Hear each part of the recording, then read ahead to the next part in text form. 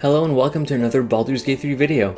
I'll be covering my personal favorite early level abilities from each class in order to help you gain a good understanding of what class would be good for you to multi-class into, only for a few levels. These suggestions assume you've put at least 5 levels into another starting class, since I think that in most cases, multi-classing only becomes relevant after the power boost of level 5. At the end of the video, I'll show a list of my personal favorite builds for each of my suggestions. Let's start with Barbarian. When you think of a Barbarian in D&D, you think of their level 1 ability, Rage. I mean, if you're going to be in melee, being able to scream in your enemy's face adds plenty of psychological distress. It makes you stronger and makes you resist very common physical damage, but the downside is you can't cast spells. Since class abilities usually don't stack with transformation abilities like they do in D&D, this hinders the potential for strong, wild-shaped barbarians. There is an exception though, if you rage first and then transform. It'll mainly just give you the damage resistance, but it's amazing to stack with the extra wild-shaped hit points. Just remember you get locked out of class abilities. Fighters are also best in melee and dish out quite a few attacks every fight with Action Surge.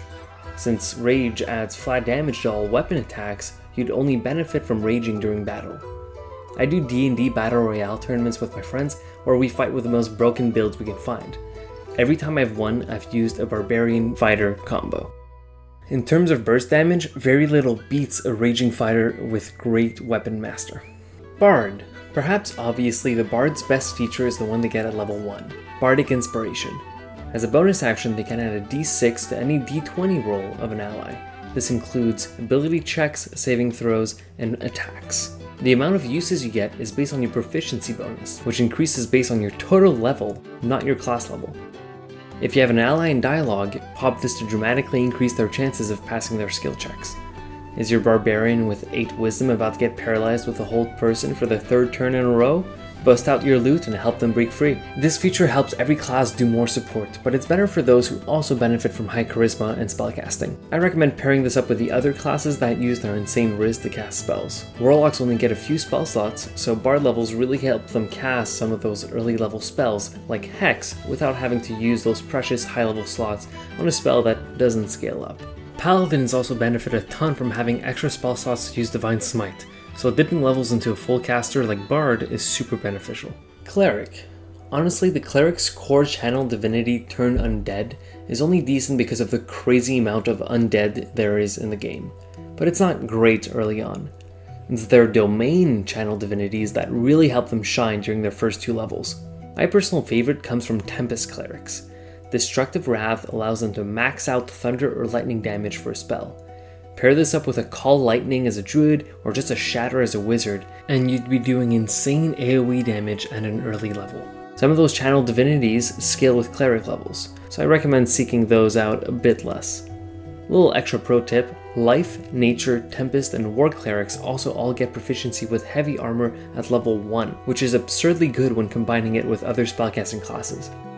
A Wizard with just a 1 level dip in Cleric can now wear freaking plate armor and a shield, bringing their armor class up to 20 instead of their initial 11 or 12. Druid. Once again, the class's signature ability is their best one, Wild Shape. When you morph, it can't be dispelled outside of whittling down your new HP. On top of the HP, it gives you access to great mobility, like flight and burrowing.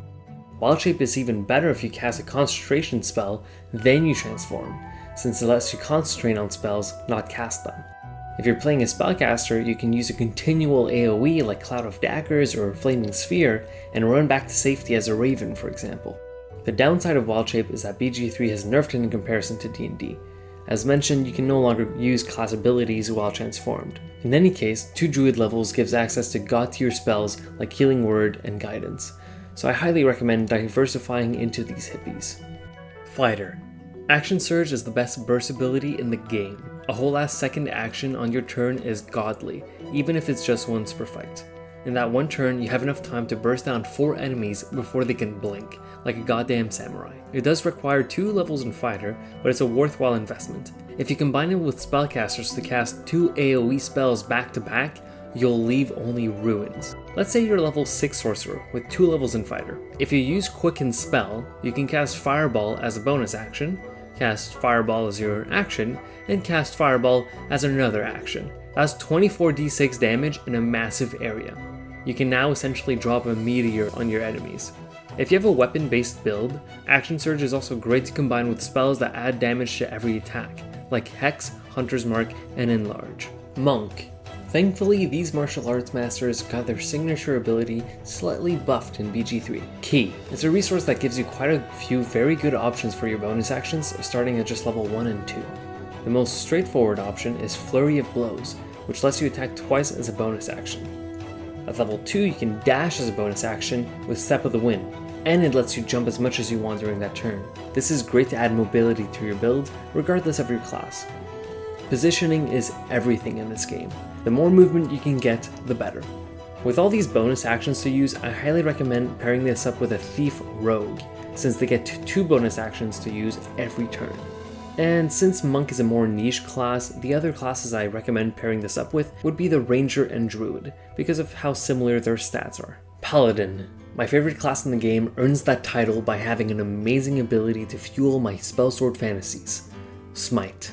Using a spell slot, you can add 2d8 radiant damage to a melee weapon attack. It also scales with levels and deals bonus damage to undead and fiends. If you're playing any melee spellcaster build, 2 levels in Paladin is a massive game changer. A few notable examples include War Domain Cleric, a Spore Druid, and a Bard College of Swords. These are all full caster classes whose subclass is geared towards melee combat. As such, you're innately going to have more spell slots to spare as you focus on hitting things. Don't let those rot to the side, let them be the source of your glory. Ranger. They got a complete redesign in BG3. Forget about the D&D Player's Handbook, their 2 new level 1 features are quite different. Favorite enemy gives you the option to choose a spell and proficiencies. My favorite is Ranger Knight, since it lets you gain heavy armor proficiency, which is always great to pair with weak arcanists. The second ability is Natural Explorer, which once again gives you some nice options. They're all quite viable, since the resistances it offers are quite common, and having a familiar is always good to distract enemies, so pick your favorite. At level 2, Rangers also get their signature spell, Hunter's Mark, which is a great addition to builds that don't use much concentration on spells and attack with weapons, such as monks and fighters. Rogue. Forget about sneak attack. Their best feature is the one they get at level 2, Cunning Action. In early access, stealth was broken because every character could just sneak as a bonus action. Not anymore though, that's reserved for rogues and 2 other subclasses, Shadow Monk and Gloomstalker Ranger. Cunning Action gives you dash, disengage, and hide all as bonus actions. This adds great mobility and combat maneuverability to your character. Just dashing as a bonus action doubles your speed in a turn. You can do some unconventional combos to capitalize on this movement, like adding this supposedly sneaking class to your Barbarian build just for the extra speed. If you're investing 2 levels in Rogue, you're also getting expertise at level 1 in 2 skills of your choice, which is an amazing boost to those chosen skills. Sorcerer. I find that the Sorcerer is a bit more subjective since their best features, in my opinion, are associated with their subclass they get at level 1. My personal favorite is the Storm Sorcerer's Tempestuous Magic ability, which lets them fly as a bonus action after casting a spell. This gives you god tier versatile movement as just a bonus action. It's quite great. My own main playthrough has used Will as a Warlock Sorcerer to capitalize on the extra spell slots and the granted movement. Warlock. At level 2, Warlocks get access to their Eldritch invocations, which are interconnected with their other great starting feature, Eldritch Blast. Yes, I know it's not a feature, it's a cantrip, but you can still buff it up using Eldritch invocations by taking Repelling Blast and Agonizing Blast. Eldritch Blast is the best damage cantrip in the game in my opinion because it can shoot so many bolts and the damage can be increased by your charisma. Remember, cantrips scale up with your character level, not your class level. Adding 2 or 3 levels of Warlock to any charisma based build gives them a reliable ranged damage option. I also feel the need to mention that taking Pact of the Blade at level 3 lets you use your charisma to hit things with a chosen weapon, even if you're not normally proficient with it. It's extremely good for stat optimization and versatile combat options.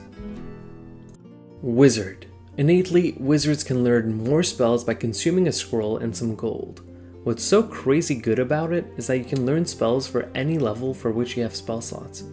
Gaining access to the biggest spell list in the game with a level 1 dip is crazy good for any other full spellcaster. Even if wizard spells use intelligence to cast, that doesn't really matter for utility spells. You can also just get the warped headband of intellect and gain 17 intelligence anyways. Now the fun part, listing some of my favorite combos that use these suggestions. The number I'll mention before the classes is the level I suggest, but the order in which you acquire these levels is up to you, unless you want to ask for my advice in the comments. 11 Fighter, 1 Barbarian. This combo will allow you to devastate in melee with triple attack, rage, and action surge. 7 Paladin, 5 Bard of Swords. With this charisma build, the extra bardic flourishes, and the armor class, you'll be a sight to behold in combat as you heal, support, slash, and smite your way through. 9 Storm Sorcerer, 3 Tempest Cleric. This is my go-to storm-based build. You can max out the damage of your strongest spells like Lightning Bolt. 10 Cleric, 2 Moon Druid. The last levels of Cleric aren't that strong anyhow, so I think it's more fun to be able to burrow away as a badger after you cast a concentration spell. 10 Sorcerer, 2 Fighter. For maximal fireballs, cast Haste. That's when you reach your true destructive potential. 9 Monk, 3 Thief Rogue. You'll win any race with this insane level of movement, and you can burst down anyone in melee with these bonus actions. 10 Cleric, 2 Paladin. You'll have a hard time running out of smites and you'll giggle every time you crit. 6 Rogue Assassin, 6 Ranger Gloomstalker. If you want to attack from the shadows and skulk away, nothing beats this combo. 10 Barbarian, 2 Rogue. Grab expertise in athletics and you can shove absolutely everyone, or run down the ones who try to escape. 5 Warlock, 7 Sorcerer. You'll have plenty of spell variety and you'll be able to reliably blast people away. 9 Paladin, 3 Warlock Pact of the Blade. You can neglect strength and dex if you want, let charisma fuel every attack. 11 Cleric, 1 Wizard. Gain access to the best and biggest spell list in the game to diversify your utility and damage in combat. I hope I've inspired you to try out multiclassing for yourself with just a few spare levels, and please subscribe if you've enjoyed the video. Feel free to ask me any questions about your own builds in the comments, I'd be happy to help. Thank you so much if you made it to the end, and see you next time.